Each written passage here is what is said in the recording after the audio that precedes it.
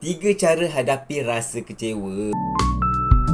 Kadang-kadang tu kita selalu berharap pada seseorang terlalu tinggi sangat hadapan kita. Tetapi akhirnya kita dikecewakan. Memang sedih, betul tak? Tapi cuba buat tiga perkara ni yang insyaAllah dapat bantu anda untuk rawat diri anda. Yang pertama, kena tenang-tenang dulu. Jangan buat keputusan dengan emosi. Kadang Allah suruh kita berhenti bukan sebabnya tanda kita dah tamat dah usaha pencarian kat situ. Tetapi sebenarnya Allah nak buka peluang baru untuk anda jumpa orang yang terbaik dan juga sesuai sangat dengan diri anda. Yang kedua, jangan stres-stres, kena luahkan. Jangan dok pendam-pendam je dalam fikiran, dalam hati. Bercakaplah dengan Allah Subhanahu Wa Taala, luahkan kepada Allah Subhanahu Wa Taala.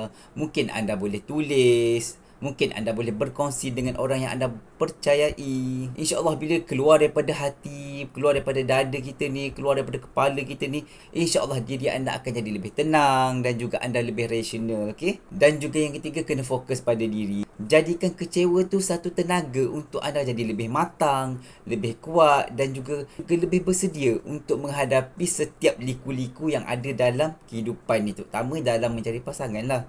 InsyaAllah dengan 3 tips hadapi kekecewaan ni, anda akan jadi orang yang lebih baik dan juga menjadikan anda orang yang hebat.